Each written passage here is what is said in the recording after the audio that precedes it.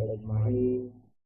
رب اشرح لي صدري ويسر لي أمري واحلل عقدة من لساني يفقهوا قولي. أما بعد، الحمد لله, syukur kepada Allah Subhanahu Wa Taala kerana pada malam ini saya diberi kesempatan dari Allah Subhanahu Wa Taala eh, dapat lagi meneruskan satu program, eh, iaitu kuliah mingguan. Ini amat disukai oleh Rasulullah Sallallahu Alaihi Wasallam. Dan semoga kita semua dibayangi oleh malaikat rahmat, insya-Allah. Jadi pertama sekali terima kasih kepada sahabat-sahabat yang datang. Jadi sudi menjadi tamu hari ini. Oleh Ustaz Al-Fadhani, insya-Allah. Rabi juga ya. Jaga sahabat-sahabat jadi kami daripada Sur Haidul. Dan tak lupa juga kepada penonton-penonton Taman ini. Semoga kita semua mendapat berkah pada malam ini. Jadi kita sambung dalam kajian kita dalam fiqh manhaj yang lebih pada Syafi'iyah, fiqh manhaj Syafi'iyah yang berada Syafi'iyah. Baik, kita terus kepada contoh kemudahan yang diberikan dalam Islam.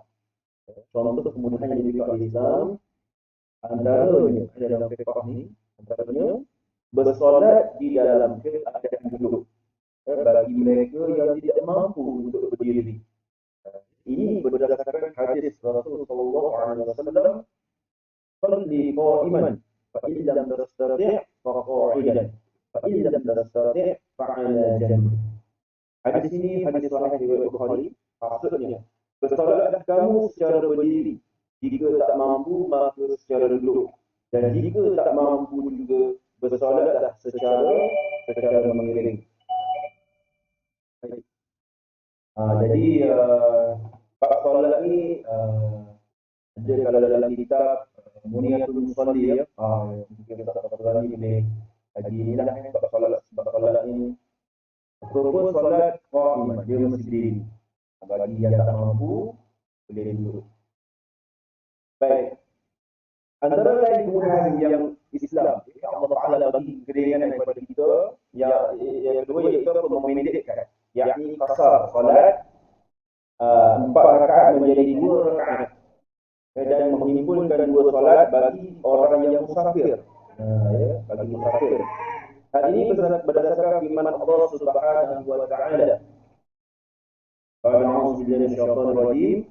Wa idza darabtum fil ardi falaysa 'alaykum junahun an taqsuru minas shalah.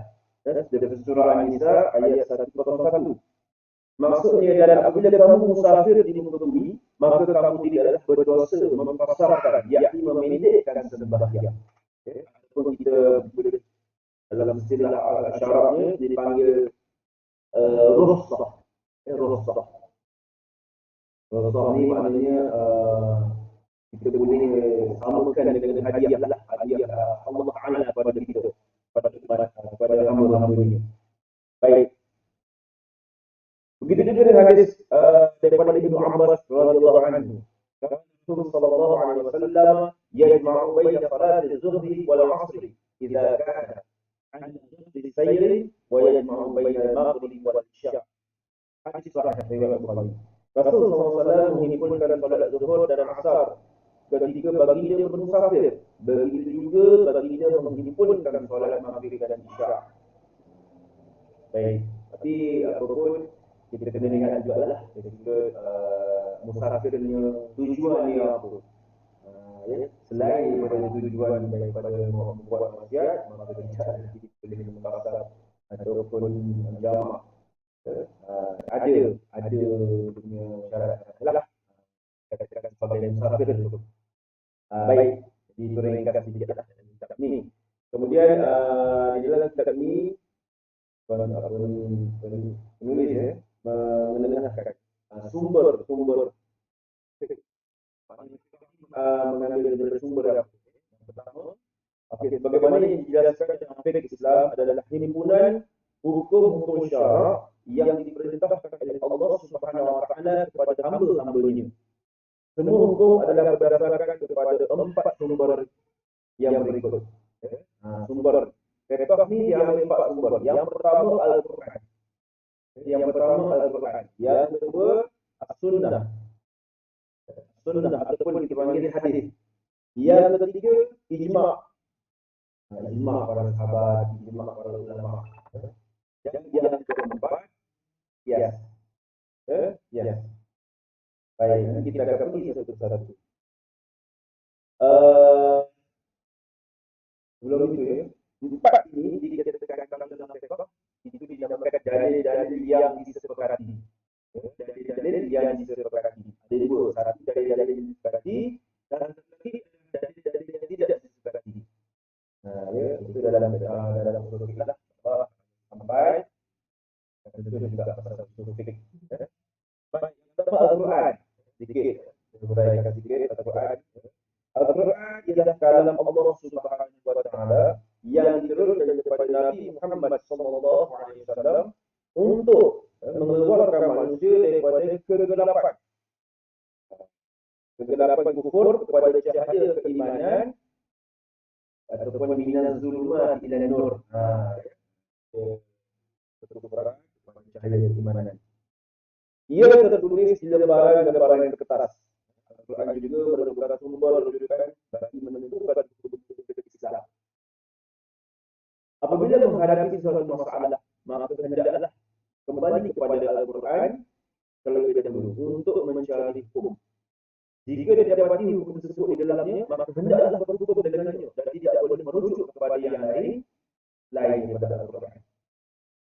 Sebagai contoh, apabila ditanya berkaitan dengan hukum Arab, berjudi, pemujaan batu-batu berhala dan penentuan nasib melalui anak-anak panah, maka hendaklah kembali kepada Al-Quran.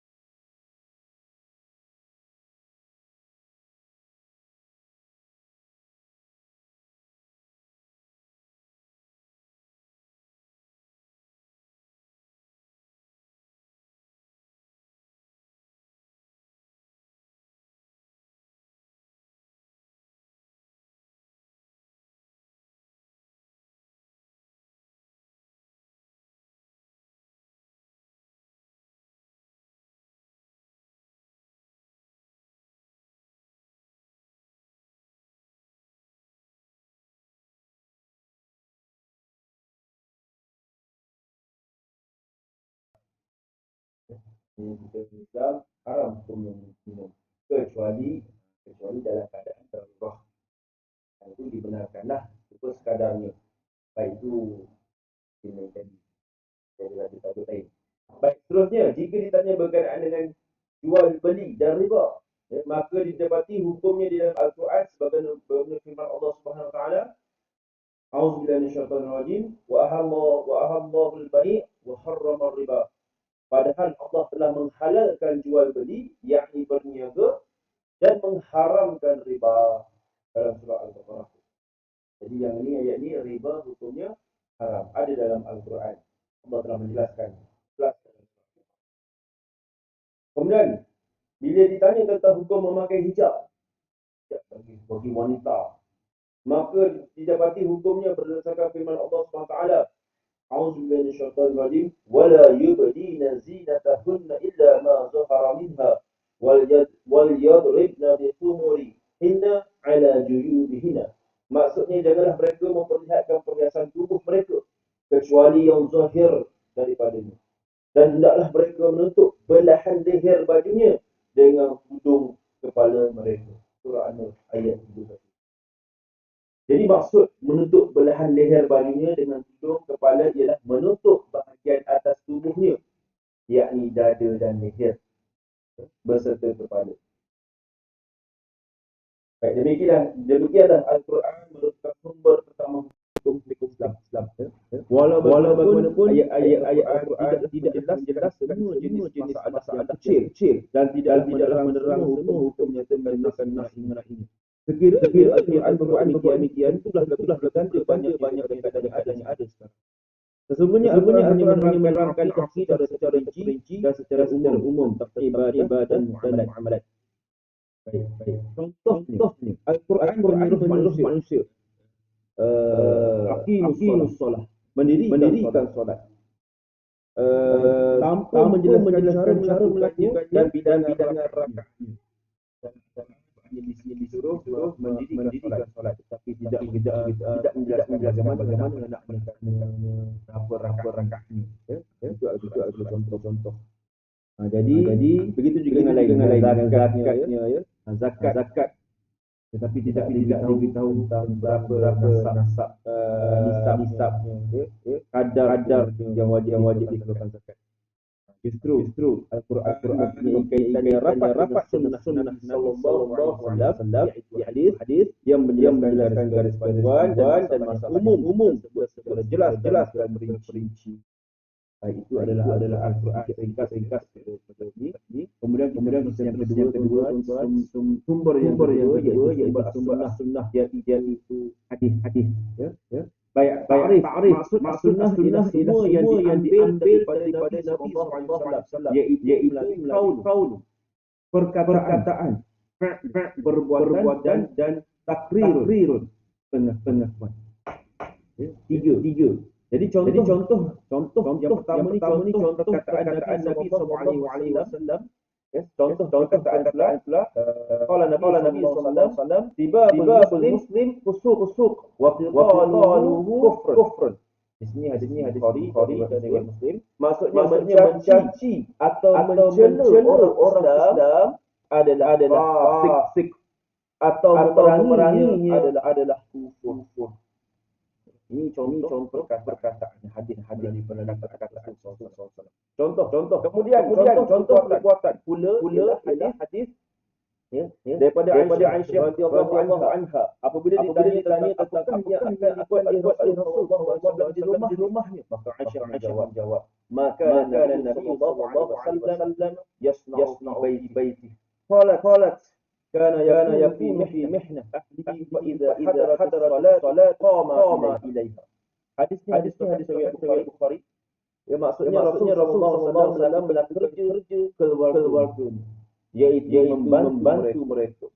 Dan apabila waktu solat, Rasulullah SAW pergi menunaikan. Jadi perbuatan yang dilanjutkan Allah SAW kita bahawa Nabi juga boleh dibuat di rumah.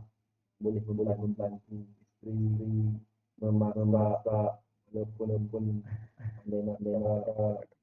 kalau tak wangi selain lah boleh lagi mana tapi tak apa yang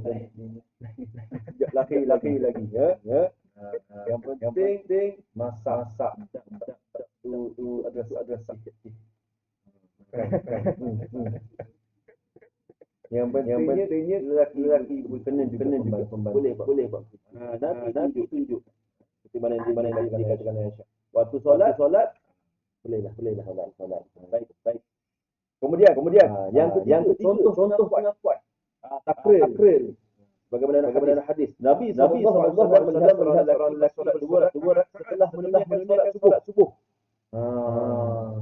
Jadi teringat yang beliau setelah itu memang bahawa solat siang solat sunat lagi. Tapi di sini nanti minta berani lagi yang sikit dia satu tani buat sambung. Jadi ni apa solat lalu baginda Nabi lihat dia bersabda solat ni rakaatan. Faqala ar-rajulu inni sallaitu rak'atayn qablahuma fa sallaituhuma al-an fasakata Rasulullah sallallahu alaihi wasallam. Maksudnya apa? Hari ini Abu Daud. solat subuh dua rakaat sahaja. Lelaki berkata, aku belum bersolat dua rakaat sebelum solat subuh. Maka aku melakukannya sekarang. Lalu Rasulullah SAW diam. Jadi maksud diam Rasulullah ini dianggap sebagai satu kuat daripada bahawa solat beliau selepas solat fardu adalah syariatkan bagi mereka yang belum melakukannya sebelum solat fardu tersebut. Jadi di sini maknanya Nabi tidak menegah.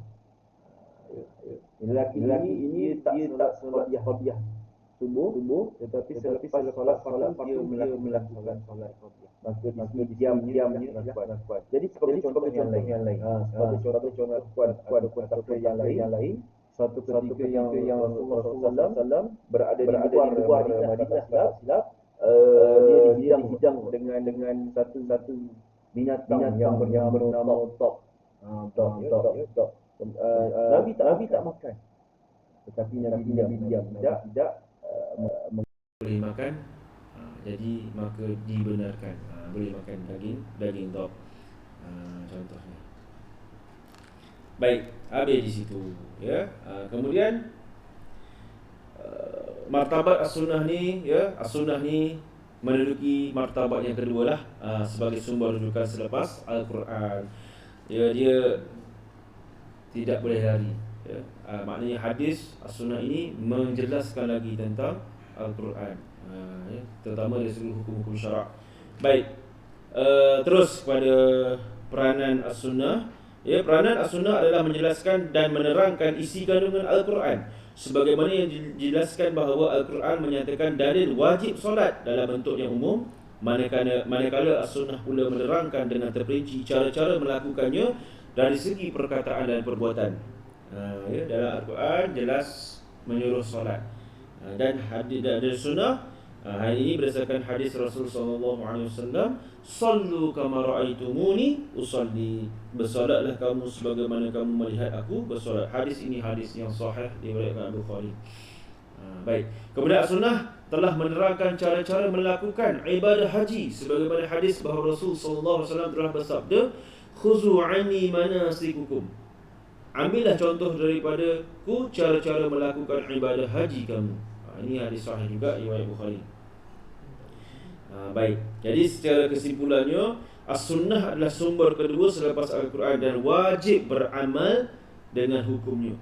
Ia amatlah perlu bagi memahami Al-Quran dan beramal dengannya. Ya, jadi kita nak kena dua-dua. Tak mahu ada yang saya berpegang kepada Al-Quran sahaja, hadis tidak, tak boleh. Ya, jadi dia kena dua-dua. Baik, yang dua. Sumber yang ketiga, al-ijma'.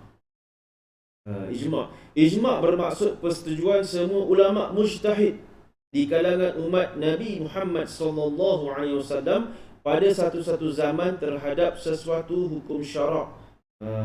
Ulama mujtahid.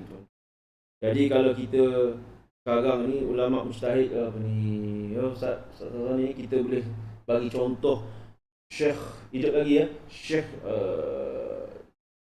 Profesor Dr. Yusuf Al-Qaradawi, ulama yang mujtahid, bukan calang-calang lah, ulama yang boleh memberi fatwa ijtihad ya. Di Malaysia pun ada, Allah alam lah, tak nak bagi contoh pun tak tahu. Tapi ada ya, setiap zaman, setiap tempat tu insya-Allah pasti ada, berdasarkan ilmunya lah masing-masing. Baik, justru apabila para ulama sama ada pada zaman sahabat atau selepasnya bersepakat terhadap satu-satu hukum syarak, maka persepakatan mereka dikenali sebagai ijma'. Hukum beramal dengannya adalah wajib. Wajib beramal dengannya. Baik. Dalilnya, Nabi SAW pernah menyatakan bahawa ulama Islam tidak akan bersepakat dalam perkara kesesatan. Oleh itu, apa-apa yang disepakati ulama adalah benar. Hal ini berdasarkan hadis daripada Abu Basrah Al-Ghifari radhiyallahu anhu bahawa Rasulullah SAW telah bersabda, sa'altullahu azza wa jalla an la yajma'a ummati ala dalalati fa'ataniha. Maksudnya, Aku memohon kepada Allah Subhanahu Wa Taala agar tidak menghimpunkan umatku di dalam perkara kesesatan. Lalu Allah Subhanahu Wa Taala memperkenankannya. Hadis ini diriwayatkan Ahmad dalam musnadnya. Ahmad. Baik. Sebagai contoh beliau dalam buku ni, contoh ijma', maknanya sepakat para ulama. Contoh zaman Rasulullah. Kalau kita lihat Rasulullah SAW setelah wafat, maka terjadilah isu pelantikan khalifah yang pertama. Ya. Jadi yang mula memberi cadangan Sayyidina Abu Bakar. Ya. Ini yang katakan ijma' ni. Sayyidina Abu Bakar memberi cadangan, ingin melantik atau memberi nama. Kalau kita sekarang calonan, gitu. Ya. Mencadangkan Sayyidina Umar Al-Khattab. Kerana apa? Kerana berhujahkan Rasulullah SAW pernah menyebut, sekiranya ada Nabi selepas aku, maka ialah Umar Al-Khattab. Tengok betapa hebatnya sahabat itu, sahabat Rasulullah SAW yang bernama Sayyidina Umar Al-Khattab. Tetapi Sayyidina Umar Al-Khattab pula telah memberi cadangan juga, ya, mencadangkan Abu Bakar, Sayyidina Abu Bakar menjadi khalifah yang pertama, yang berhujahkan, ya, yang berhujah siapa ataupun kata siapa apa ni, tidak ada sahabat-sahabat lain yang menjadi imam kepada Rasul sallallahu alaihi wasallam kecuali Abu Bakar. Kalau kita lihat akhir-akhir, Rasulullah menyuruh Abu Bakar menjadi imam. Jadi semua setuju, semua pun sepakat, ini ijma', semua sahabat membai'ah Abu Bakar sebagai khalifah. Itu sebagai contohlah. Baik, dalam kitab ini contohnya, ya, contoh yang dalam kitab ini lah, para sahabat Nabi SAW bersepakat menetapkan bahawa datuk mendapat 1/6 bahagian daripada harta pusaka apabila si mati mempunyai anak lelaki dan tiada bapa. Ya. Jadi ini dalam bab miras ataupun faraid. Bab faraid ini dia ada di punya dalam Al-Quran pun ada. Jadi tentang bab faraid ini, insya-Allah kalau beri kesempatan, dalam fiqh juga ada, saya sempat, insya-Allah kita sama-sama lah. Tapi ada yang lebih mahir lagi, ya. Sebagai contoh, kita kena tahu juga sebenarnya ilmu faraid. Contohnya kalau hijab, sebagai contoh mahjub hijab ni apa ya? Halam. Contohnya kalau yang meninggal, ya, kita panggil si mati telah meninggal. Dia telah meninggal, meninggalkan ayahnya, meninggalkan atuk. Maknanya ayahnya ada, atuknya ada. Harta anak si mati ni, ya, datuknya tak boleh mewarisi harta pusaka kerana ayah si mati ada. Jadi itu dinamakan hijab. Datuk boleh dapat, tetapi disebabkan oleh ayah si mati ada, maka dia tidak boleh mewarisi. Jadi insya-Allah itu ada yang kena tahu jugalah, ya, sikit-sikit bab faraid ni supaya kita mendapat pendedahan. Okey, baik. Kemudian saya terus pada kias. Kias pula. Ni yang keempat. Kias. Baik. Maksud al-qiyas ialah mengaitkan sesuatu perkara yang tidak dinyatakan hukumnya dengan perkara lain yang dinaskan hukumnya kerana ada persamaan sebab ataupun Arabnya illah ni sebab, ya, sesuatu hukum pada keduanya. Oleh itu hendaklah merujuk pada al-qiyas apabila tidak mendapati ayat-ayat Al-Quran, As-Sunnah dan ijma' para ulama yang menjelaskan hukum sesuatu masalah.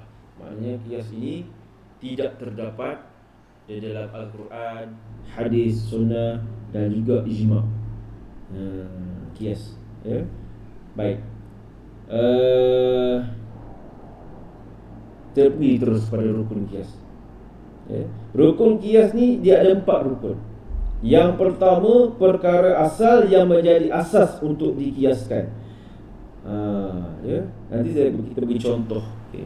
Yang kedua, rukun yang kedua furu', iaitu perkara baru yang dikiaskan, maknanya hukum baru. Contohnya ketum. Wallahu a'lam. Saya nak beritahu. Ya. Ketum ni ubat asalnya. Tapi masalahnya bila disalah guna, maka dia jadi haram. Nanti kita tengok. Yang ketiga, hukum asal yang dinaskan. Hukum asal yang dinaskan. Yang keempat, ilah, iaitu sebab yang menyamakan hukum antara asal dan furu'. Jadi kita akan tengok contoh. Saya beri contoh. Okey, sebelum tu contoh ini, Allah SWT mengharamkan arak sebagaimana yang telah dinaskan di dalam Al-Quran. Ilah arak diharamkan adalah kerana ia memabukkan dan boleh menghilangkan akal. Jadi saya ambil contoh. Tak payah ketum lah. Allah SWT. Contohnya air tuak.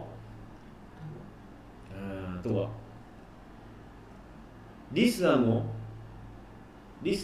saya pun boleh beritahu lah kot. Sebab rasanya pergaduhan ini berlaku disebabkan istilah saja. Di Selangor mengatakan air tuak tu haram, sedangkan di Kelantan air tuak tu boleh minum, terutama berbuka puasa. Itu sebab dalam Kelantan solat tarawih 40-50 rakaat tu. Ya. Jadi kehebatan air tuak tu. Tapi rupanya di Selangor ni namanya nira.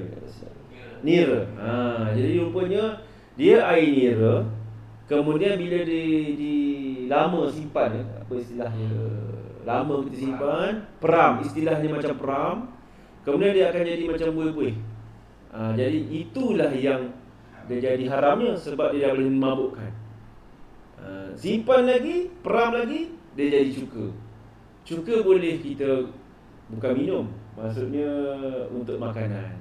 Itu biasa. Jadi sebenarnya tuak itu di Kelantan dipanggil air tuak, di sini panggil nira. Jadi tak ada masalah, boleh asalnya. Jadi contohnya nak bagi rukun kias ni. Contoh yang pertama, perkara asal yang menjadi asas untuk dikiaskan. Maknanya kita contohnya air tuak, cari dalam Al-Quran tak ada, hadis pun tak ada, ijma' pun tak ada. Jadi kita yang pertama perkara asal yang dikiaskan dengan arak. Okey, tuak dikiaskan dengan arak. Yang kedua furu', perkara baru. Ialah tuak. Yang ketiga hukum asal. Innamal khamru, dalam ayat Quran, innamal khamru wal maisiru ila akhir, rijsun min amal syaitan. Maknanya dalam Quran sesungguhnya arak itu haram. Itu dalil hukum asal yang dinaskan. Yang keempat ilah. Ilah ni sebab apa? Sebab yang pertama arak ni hukum dia diharamkan sebab mabuk. Jadi yang tuak yang masam tu, yang dah tengah-tengah nak masam tu, maka diharam sebab pun kalau minum boleh memabukkan. Okey. Baik. Jadi harap ni fahamlah tuan-tuan. Rasanya tuan-tuan pun dah tahu ni. Okey.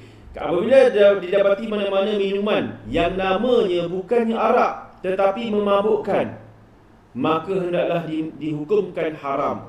Ini kerana ia dikiaskan dengan arak. Ya, sebab ilah pengharaman arak terdapat pada minuman tersebut. Oleh itu dia dihukumkan haram sebagaimana hukum minuman arak. Jadi saya teringat semasa waktu di Jordan dulu, pernah ada satu isu pelajar-pelajar TB, apa ni, bahasa perubatan, medik. Ya, dia ada tanya contoh tuan-tuan, khamar atau arak nama dia wine, betul ke tidak nama makhraj, kena betul wine ke wine ke wine, ya. Wine ni katanya kalau minum sikit tak mabuk. Ini ada yang pernah jadi. Wine ni minum sikit tak mabuk. Jadi orang putih ni minum wine, dia sebab musim sejuk, salji, dia untuk memanaskan badan. Jadi minum sikit tak mabuk. Jadi pelajar tanya, adakah kalau minum sikit tak mabuk? Tetap juga tak boleh, sebab dia harus tetap juga pram.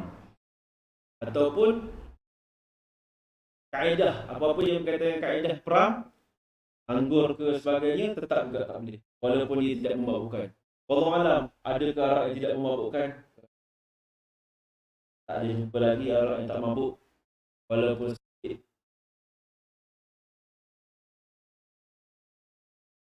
Jadi sesungguhnya inilah semua hukum syarak, apa ni hukum syarak. Sebenarnya kias ni panjang lagi tuan-tuan. InsyaAllah dalam usul fiqh kita akan ada peluang, ada masa, insyaAllah kita akan terangkan. Sebab kias ni ada dia punya pecahan ada banyak juga. Kias. Jadi apa yang disebut tadi tuan-tuan, ini adalah dalil yang disepakati. Maknanya dalil yang disepakati kalau ada di bawah Quran, sunnah, hadis, ijma', qiyas, maka kita kena ikutlah. Sebab ia disepakati oleh semua ulama-ulama mazhab, 4 mazhab sekalipun. Dia ada yang keduanya dalil yang tidak disepakati. Yang tu tidak ulama mazhab tidak sepakat. Contohnya al-istihsan, al-istishab. InsyaAllah kita akan sentuh juga bab tu. Okey, baik Miss. Baik, saya terus pergi pada dalil. Saya terus ini ingatnya dah masuk waktu ke? Belum. Baik. Saya terus pada pengertian istilah ilmu fiqh. Ya. Pengertian dia, istilah dia, istilah ilmu fiqh ni. Jadi sebelum memulakan bab-bab fiqh dan masalah-masalah yang berkaitan dengannya, perlulah diketahui beberapa istilah yang berkisar kepada semua hukum fiqh dalam semua bab. Istilah-istilah tersebut ialah jadi istilah-istilah yang biasa kita dengar ataupun kita tak dengar. Yang pertama, fardu.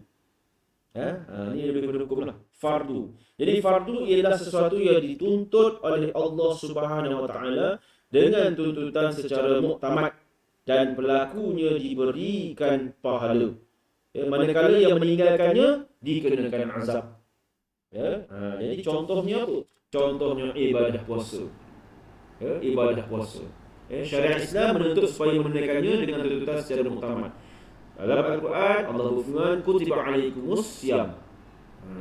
Kamu diwajibkan berpuasa, telah difardukan untuk berpuasa. Di surah Al-Baqarah. Jadi kata fardu ni wajib. Kalau buat diberi pahala, tinggal mendapat azab puasa. Kecuali kalau ada rusak, ada mudarat, ada sakit ke, itu dibenarkan. Baik.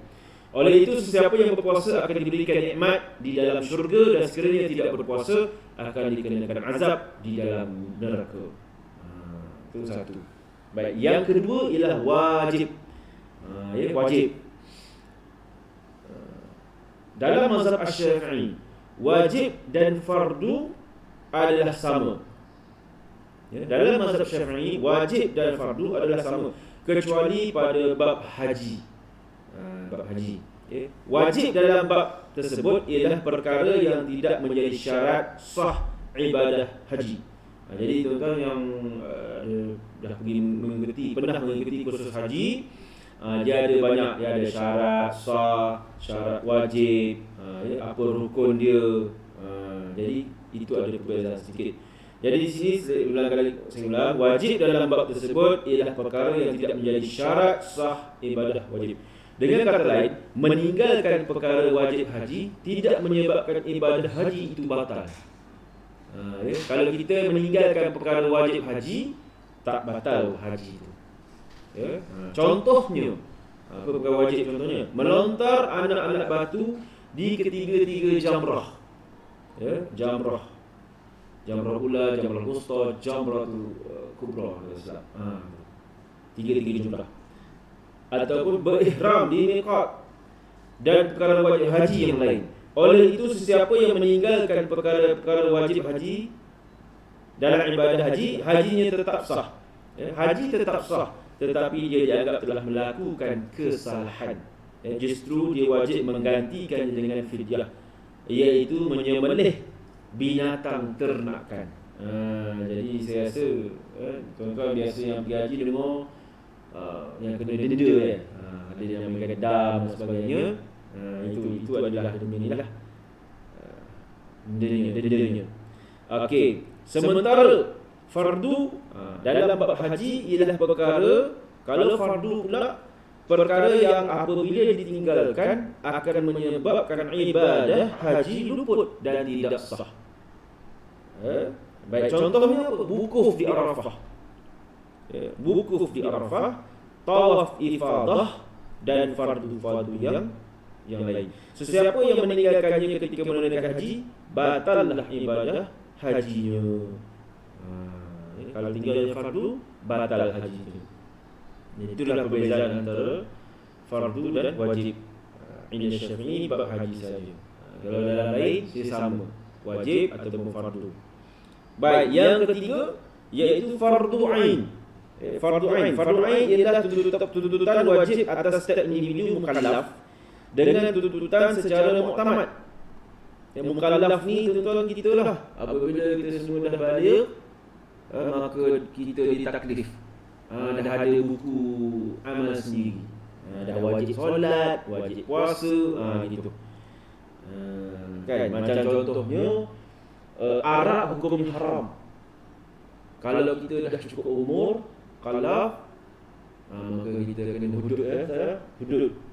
Sebab tapi kalau budak berapa tahun yang belum balik ni, lelaki 10 tahun 10 tahun dia minum, dia tak dikenakan apa ni hudud. Malah dia tidak berdosa sebab dia tak tahu. Tapi kalau ibu bapanya ada, dia beritahu, takut nanti ibu bapanya dosa pula sebab tak memberitahu. Gitu. Baik, itu mukallaf. Seperti solat, fardu ainnya, solat, puasa dan haji bagi yang tidak berkemampuan. Ibadah-ibadah ini wajib ke atas setiap mukallaf dan tidak memadai didirikan oleh sebahagian mukallaf sahaja. Okay. Baik, kemudian yang keempat, fardu kifayah. Fardu kifayah adalah suatu tuntutan atas sekumpulan orang Islam, bukan atas setiap individu. Dengan kata lain, apabila sebahagian daripada mereka melakukan tuntutan tersebut, maka sudah memadai dan dosa orang lain yang tidak melakukannya gugur. Tetapi semuanya berdosa dan anggap derhaka sekiranya tidak ada seorang pun yang melakukannya. Contohnya, menguruskan jenazah dan melakukan solat jenazah ke atasnya. Jadi, tuan-tuan, kalau dalam satu kampung tu, seorang pun tidak melaksanakan menguruskan jenazah dan solat jenazah, maka satu kampung berdosa. Tapi kalau dah ada sebahagiannya, maka dia telah menampung, lepaslah semua dosa, tak berdosa orang kampung itu. Okey, baik.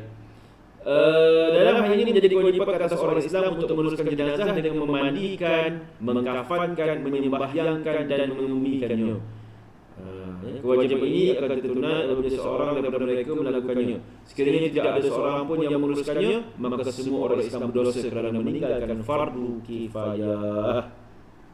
Okey, baik. Itu adalah istilah yang keempat. Kemudian yang kelima, rukun. Okey, rukun ini ialah perkara yang wajib dilakukan dalam suatu amalan.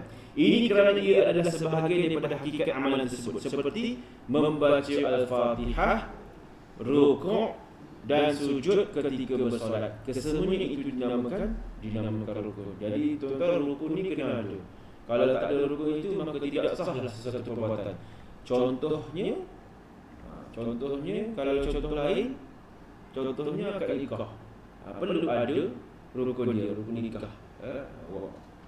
Pengantin lelaki, pengantin perempuan, wali, saksi, itu kena ada.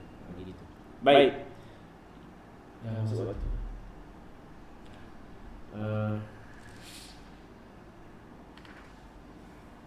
Baik, rasanya waktu isyak dah masuk, jadi rasanya cukuplah kita berhenti sampai sini, insyaAllah. Sebab istilahnya ada banyak lagi. Ya, insyaAllah.